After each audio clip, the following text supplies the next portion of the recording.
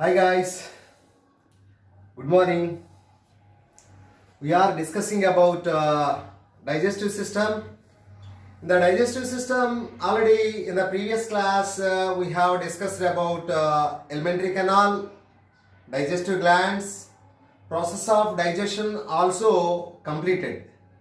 The remaining minor parts today we are going to discuss.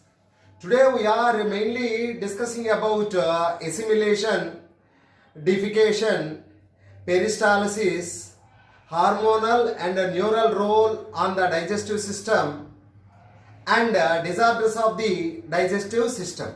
Today's main things we are going to discuss about these contents only. Okay? In that, firstly, we are going to discuss about assimilation. Please, come on.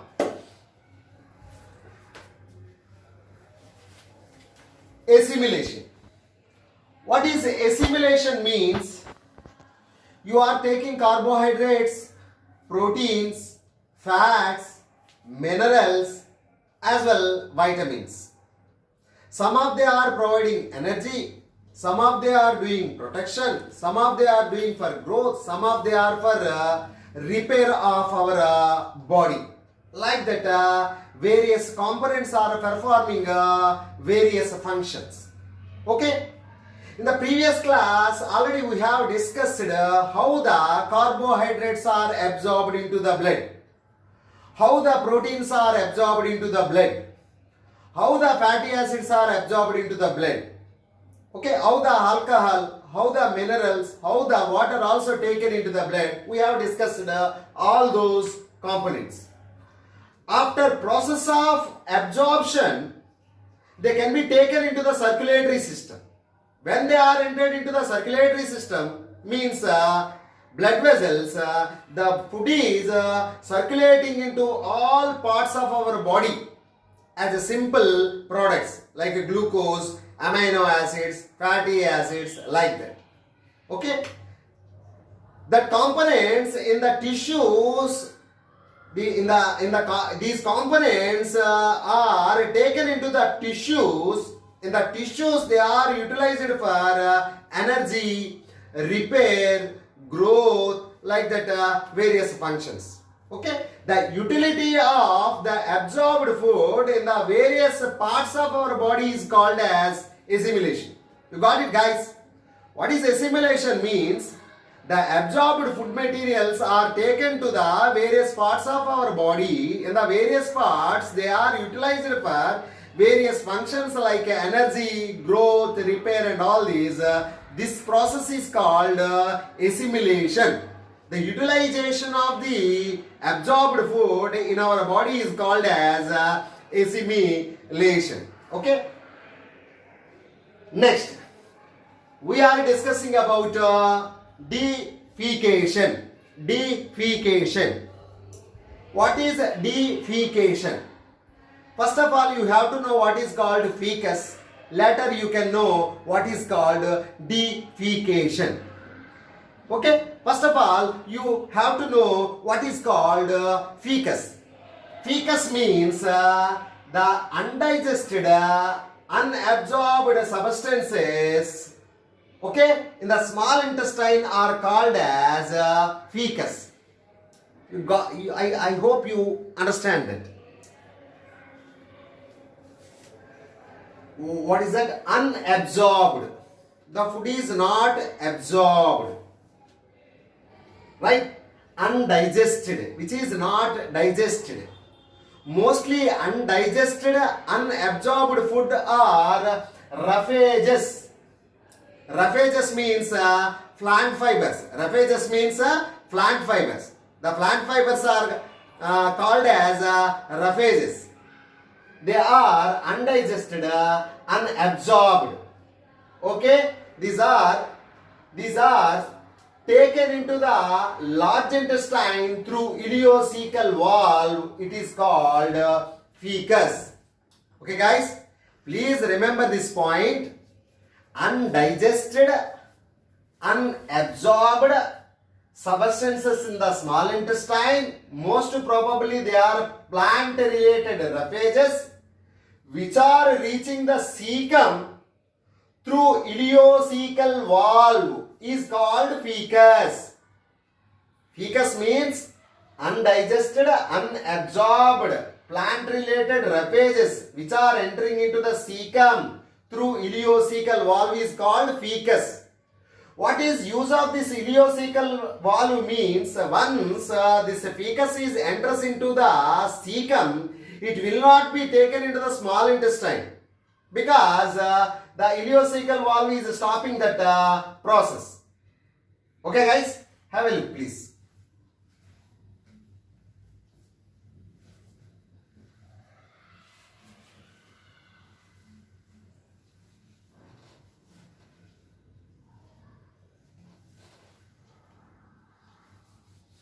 Already we have discussed about the process what happens up to small intestine. Now we are going to discuss what the process happens in the large intestine. How the large intestine is participating in the process of digestion. Because it is not having villi as well as microvilli also. So it is not playing any vital role in the absorption, major absorption of the foodstuffs. As well as it is not secreting any digestive enzymes, so it is not having the role of digestion also. So the large intestine is not participating a major part of the digestion, as well as a major part of the food absorption also does not takes place in large intestine. Then what happens in the large intestine means, in the large intestine, the absorption of some water. You remember this guys, some water, because maximum plenty of water absorption takes place in the small intestine. In the large intestine also some amount of the water absorption takes place along with minerals and certain drugs. Means in the large intestine absorption takes place of water, minerals and certain drugs only. This is the first function in the large intestine. Later on, the undigested particles, what we said fecus, what we have discussed as ravages. All these ravages are adhered together by the secretion of the mucus. The walls of the large intestine secrete certain mucus. That mucus is useful for adhering of the particles in the feces. All these particles are adhered and formed into fecus balls, which are getting lubrication, easily move in the large intestine. They are getting lubricating in the large intestine because of the secretion of the mucus of large intestine. Okay. After that, the formed fecal matter can be stored in the rectum. The rectum is storehouse of the fecus. Okay, in the large intestine, from the cecum to ascending limb to transverse to descending sigmoid region, finally rectum. In the rectum, the fecus is stored a bit of time until filling the rectum with fecus. Right guys? Right. Have a look.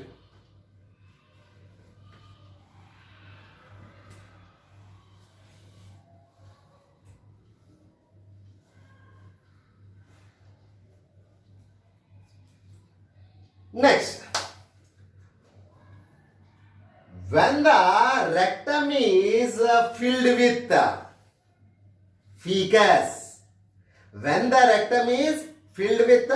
fecus, then it is taking neural reflex. You remember this? Okay, na? Unless filling the rectum, the neural reflexes does not takes place.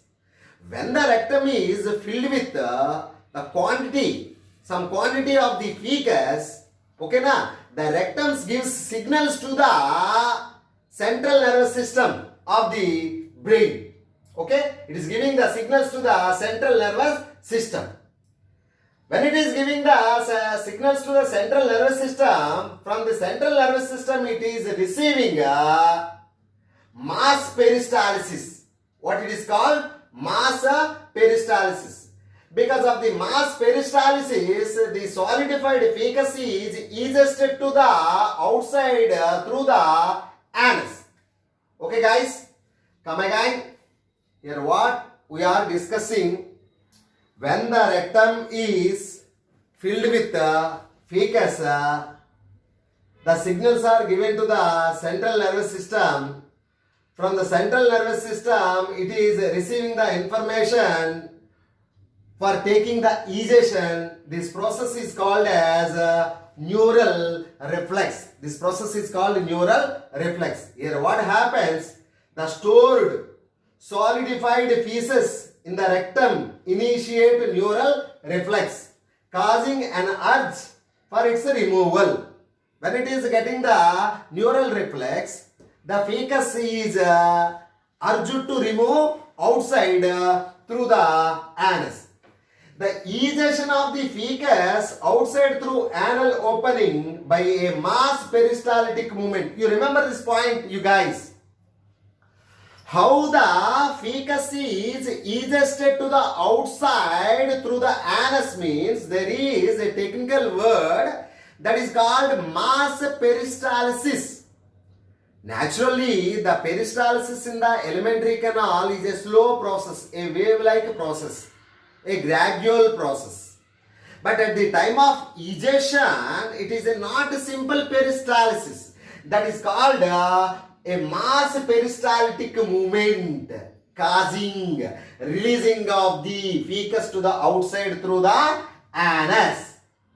That process is called as defecation. You guys, what is the defecation? Means the ejection of the fecus from the rectum to the outside through the anus is called defecation. So in the defecation, two sphincters are participating in the anus. Internal sphincters, which is regulated by the smooth muscles, it is involuntary function. The external sphincter is made up of striated muscles, which are made up of voluntary muscles. Like that, these two sphincters are participating in the process of ejection. When they get the relaxation, when the rectal muscles are taking some contraction, then the ejection takes place. Next, we are discussing about peristalsis. What is the peristalsis? Already we have discussed. Peristalsis is a wave-like movement along the length of the alimentary canal, started from the esophagus, ends up to large intestine. It is initiated by the smooth muscles. The smooth muscles are present, involuntary muscles are present in the alimentary canal walls. Muscularis externa, muscularis interna. So these muscles are participating in a wave-like movement. This wave-like movement is helping to drive the food to the posterior region. The wave-like movements in the alimentary canal drive the food towards the posterior direction. As well as in the stomach walls, it is having huge quantity of the muscles. These muscles are making more movements which are called churning movements, which is participating in the mechanical digestion in the stomach, also can be considered as a peristaltic movement. Okay? Right. Have a look, please.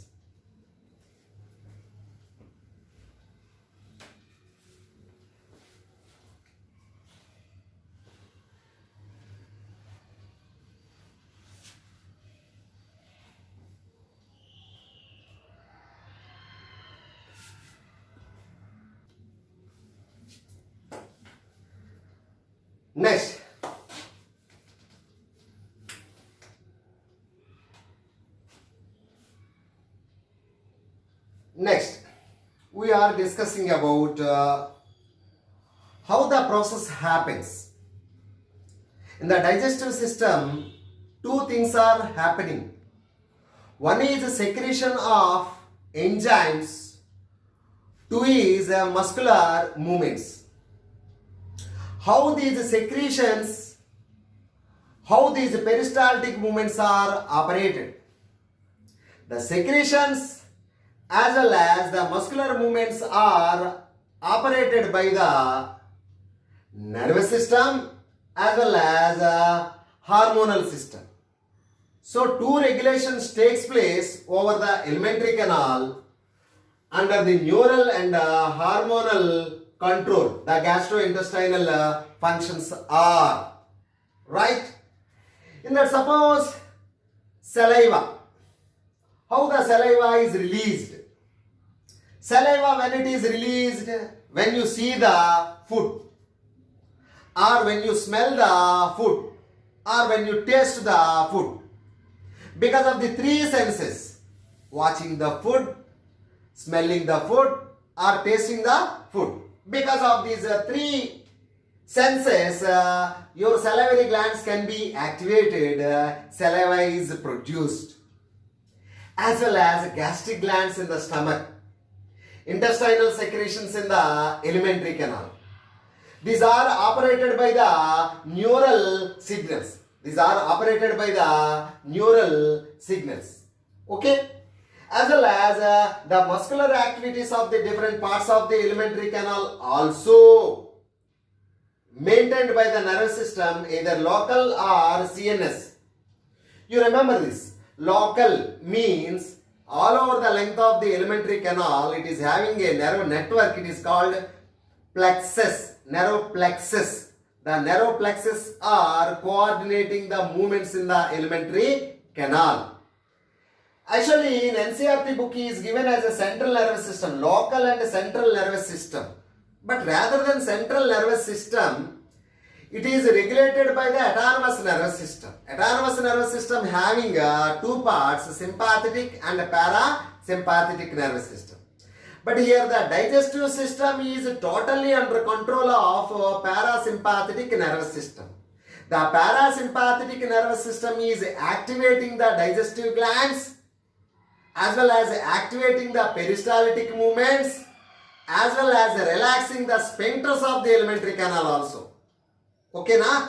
The parasympathetic nervous system activating the secretion of the digestive glands, activating the peristaltic movements, as well as they are keeping relaxation of the sphincters of various locations of alimentary canal also.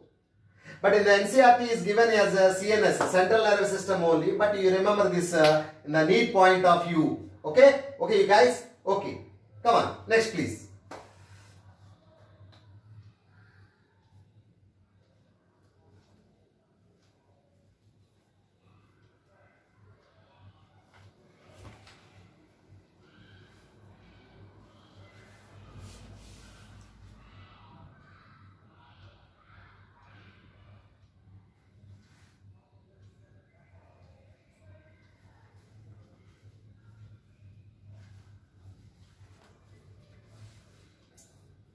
Next we discuss about hormonal role. In the previous slide we have discussed about neural role in the operation of alimentary canal. Now we discuss about hormonal role in the process of digestion. Okay, this is about hormones, this is about source, this is about target, this is about functions. In that firstly hormone is called gastrin. Gastrin. Gastrin is secreted by the G cells of pyloric region of the stomach.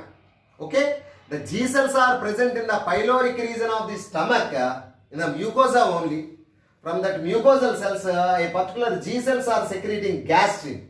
Okay, this gastrin is acting on gastric glands. This gastrin is acting on gastric gland for the secretion of HCl as well as pepsinogen. Okay guys, the gastrin is stimulating the secretion of HCl and pepsinogen. It's a function. Next, second hormone is enterogastrone. Enterogastrone. Why it is called entero means this is secreted in the epithelium of small intestine. Epithelium of duodenum is secreting enterogastrone. The target of enterogastrone is gastric gland. Okay, it is inhibiting the secretion of the gastric glands and also it is inhibiting the motility of stomach. Motility of stomach, because the stomach is taking some movements, churning movements. That movements are inhibited by this gland, as well as the secretions also inhibited by these glands. You remember this point. The gastrin is stimulating the secretions. enterogastrin is inhibiting the secretions. Means these two are doing quite opposite functions. Gastrin is promoting, enterogastrin is inhibiting. That's why enterogastrin is called as gastric inhibitory peptide, GIP. Means gastric inhibitory peptide. Like that, gastrin and enterogastrin are antagonistic function which are coordinating the secretions of the stomach, gastric juice, as well as churning movements in the stomach also. The third hormone is secretin. The secretin is secreted by the epithelium of the duodenum. Secretin is secreted by the epithelium of duodenum. The target of the secretin is pancreatic acini. The pancreatic acini for the secretion of water and bicarbonates. Water and bicarbonates of the pancreatic juice. Means whenever the food is more acidic in the small intestine, naturally in the stomach it is acidic as chyme. Once it is came into the duodenum, it should be converted into alkaline condition. If it is having more acidic condition, these hormones are secreted more, then the pancreas releases more bicarbonates and water for neutralizing as well as converting the food into alkaline conditions. Okay, when the food is having more acidic nature, then secretin is stimulated to comes down. Next, fourth hormone is pancreozymin. The pancreozymin. What is pancreozymin means? The pancreozymin also secreted from epithelium of duodenum only. Same source. But it is targeting on pancreas as well as gallbladder also. It is targeting on pancreas for the secretion of pancreatic enzymes. Pancreatic enzymes. It is also targeting gallbladder for the contraction of the gallbladder and the relaxation of the sphincter of the OD. Two jobs. Contraction of the gallbladder and the relaxation of the sphincter of OD. Then the bile is released into the duodenum. Means when the food is with more fat food substances, the pancreozymin is secreted to digest the fats. This hormone also called as cholecystokinin. What it is called? Cholecystokinin. Right. Next, enterocrinin. This is also secreted from duodenal mucosa. It is targeting on crypts of Leberkun for the secretion of succus entericus, means intestinal juice. Next, villi-kinin. The villi-kinin is also secreted from intestinal villi, not also. Okay, it is secreted by the intestinal villi. Target also intestinal villi itself only. It is activating the movement of the villi. When the movement of the villi takes place, the process of absorption increases. Means the villi-kinin increases the process of absorption. Okay, have a look.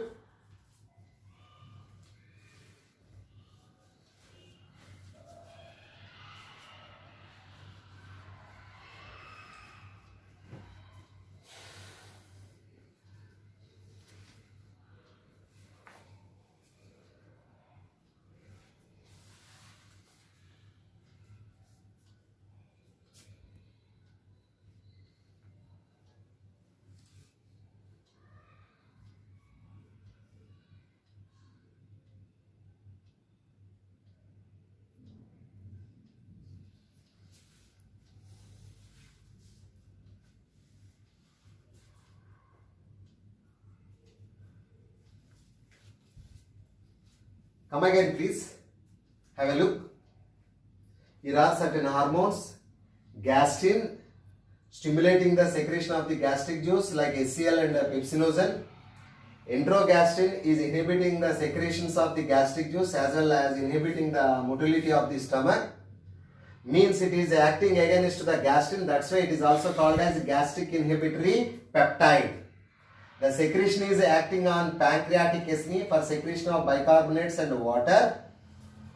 Okay, it is secreted when the food is more acidic in the intestinal region.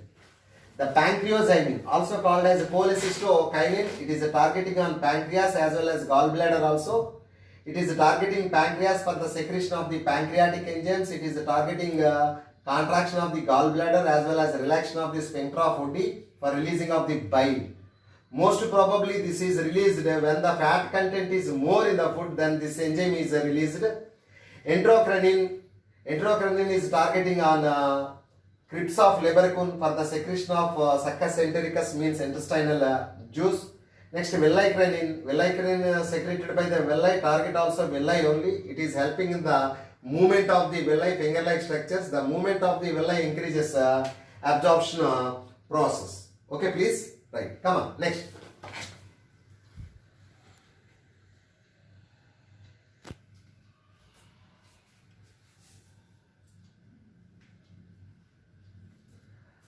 Next, we are discussing about some other terminology related to the digestive system. In that, first one is called balanced diet. What is balanced diet? Balanced diet is one that gives your body the nutrients it needs to function correctly. Means taking the food which are required to our body needs is called as a balanced diet. Okay? Taking the food according to our body needs of our body is called as balanced diet. Next one is malnutrition. Malnutrition means incorrect diet. Okay, it is not a proper nutrition is called as malnutrition. It may be excess of nutrition or undernutrition. The excess of nutrition means overnutrition may cause obesity as well as cholesterol levels increases. So all these are because of the overnutrition. Next, undernutrition. Undernutrition means lack of insufficient food. The person may get certain problems that are called as undernutrition. Undernutrition examples are kwashiorkor and marasmus. What is kwashiorkor? Kwashiorkor means protein intake deficient, normal calorie intake. Most probably this disease takes place in the children only. Here in the kwashiorkor, what happens? The protein is shortage, but the energy is normal. Whereas the protein is short in the regular food. It is called kwashiorkor. Marasmus means both protein and calorie undernutrition is called marasmus. You remember this, guys. Marasmus means protein and calorie undernutrition, both undernutrition, protein as well as calorie also. But whereas kwashiorkor is normal intake of calorie, whereas under food of proteins is causing kwashiorkor. Please give the pictures. Move. These are two examples of kwashiorkor and marasmus. The kwashiorkor person is having a pot belly. This marasmus person is having ribs, exposed ribs, very weak and very different type of the skin and all these things. This is the difference between kwashiorkor and marasmus. Right, guys?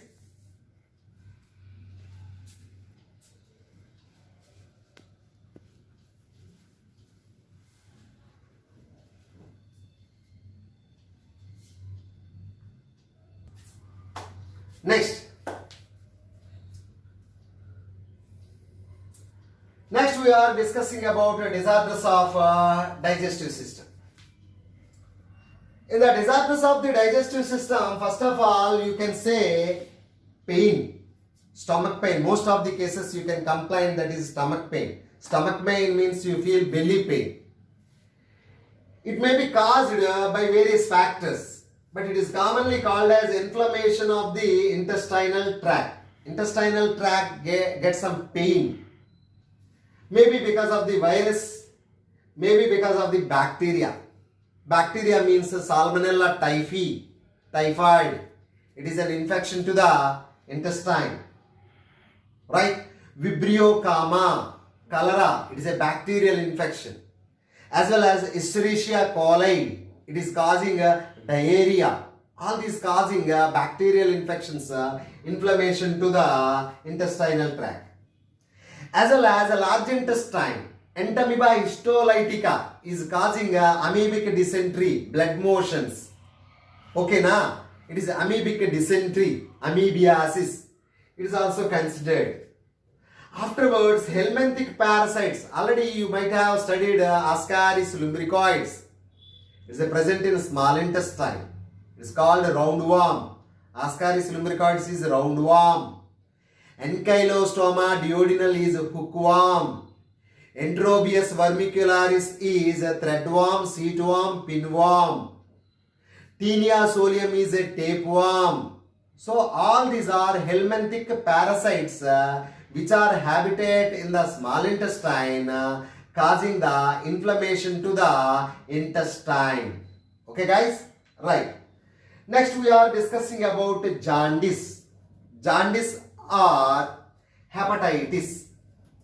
What is jaundice or hepatitis means? It is inflammation to the liver. It is a repair to the liver. Here liver is affected.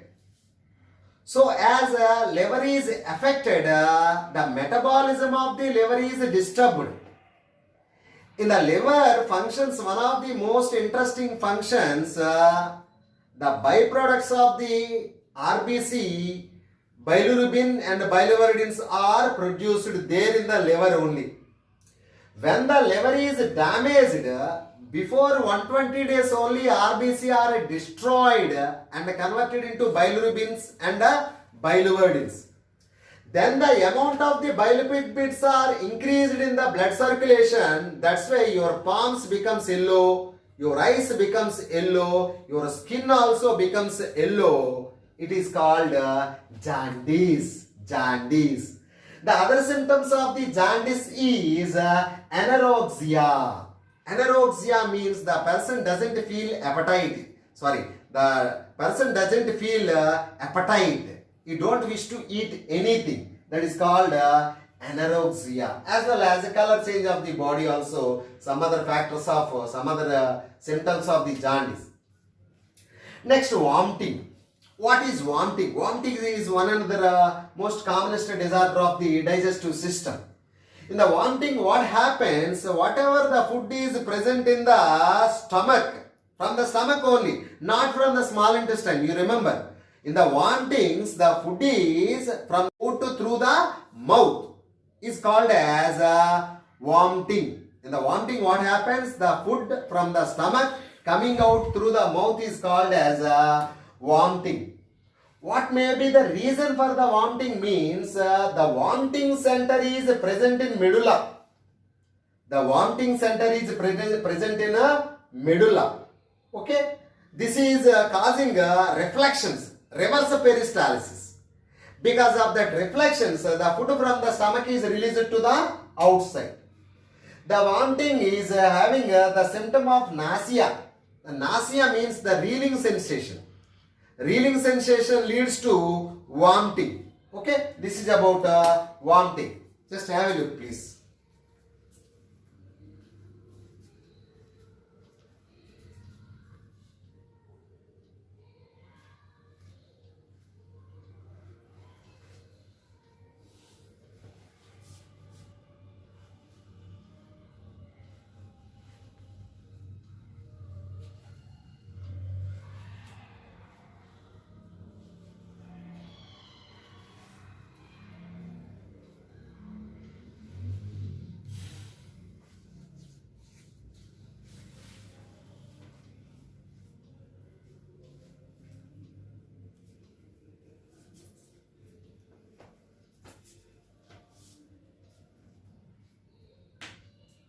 Okay, other disorders, diarrhea.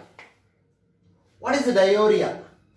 Abnormal frequency of the bowel. Abnormal frequency of the bowel means he wanted to repeatedly go to the washroom. That is called diarrhea. In this case, what happens? Increased liquidity of fecal discharge. Increased liquidity of fecal discharge means through the fecus, huge quantities of water is released to the outside. It is leads to reducing the absorption of water and the food. The food and water absorption decreases. That's why unabsorbed food and water also coming out along with the fecus. When the water is not absorbed into the body, the person gets dehydration. You remember this, boys and girls also, please. Diarrhea means frequent bowel. Here food as well as water also not absorbed. That not absorbed water and food also comes out along with the fecus. So as the person is not getting the sufficient water in the process of absorption, the person gets dehydration. Right? Right.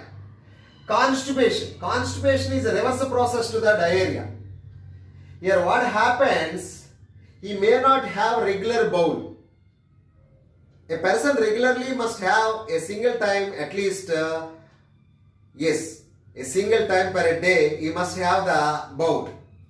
Suppose if the person is having once in a 3 days, once in a week, once in a 5 days like that having, it is called irregular timing. Okay now. What may be the reason? What may be the reason in the constipation means low quantity of the fiber food. Maybe the low content of the water also takes place in his body. Means in the rectum region causes the constipation. Okay. Because of the less fiber food as well as less taking of the water also leads to constipation. Okay. Diarrhea may be caused by the infections. But constipation is because of the food habits, you may get the constipation. Next, indigestion. What is indigestion means? The feeling of fullness. Though he is not taking the food, lunch or dinner, he feels his belly is filled. So that is called as indigestion. Please come back again. Feeling of fullness. It is caused by the spicy foods and overeating. This is caused by the spicy food and overeating. Okay, come on, please, next.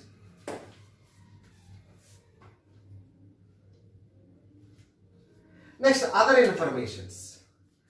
Other informations related to the digestive system. Autodigestion.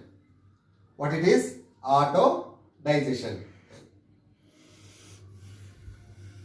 You notice amylase secreted in active condition. Lipase secreted in active conditions. Whereas maltase and other enzymes also secreted in active condition. But proteases like pepsin, trypsin, chymotrypsin are not secreted in active condition. Actually, the pepsin is secreted as a pepsinogen in the stomach. The trypsin is secreted as a trypsinogen in the pancreas. The chymotrypsin is secreted as a chymotrypsinogen. The proteolytic enzymes means the proteases secreted inactive condition. You remember this? Only proteolytic enzymes are secreted in an inactive condition. Remaining others are secreted in active condition only. Why these enzymes are secreted in inactive condition? Why they becomes active when they enters into the lumen of the alimentary canal? Suppose if these enzymes are secreted in active condition only, they may take digestion of their source. The pepsin may digest the walls of the stomach. Trypsin and chymotrypsin may digest the pancreas gland. To escape from the autodigestion, these glands are secreting inactive enzymes. Please catch my point, you guys. Here, protein digesting enzymes like pepsinogen, trypsinogen, chymotrypsinogen are secreted in inactive stage. Okay? Why means to escape from the auto digestion. Auto digestion means self digestion. Okay. Once they came into the alimentary canal, they can be activated. Because of the mucus layer, the alimentary canal may not be get damaged. Right?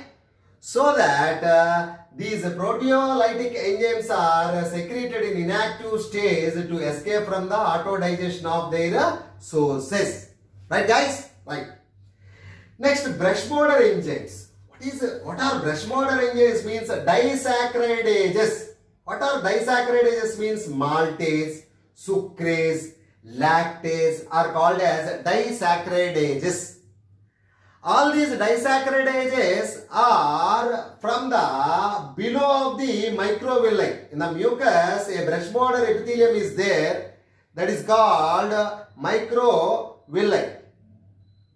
Below the microvilli, these enzymes are present. That's why these are called as brush border enzymes. You guys okay? Maltase, lactase, sucrase like enzymes are from the brush border epithelium. That's why it is called as brush border enzymes. Okay, you guys.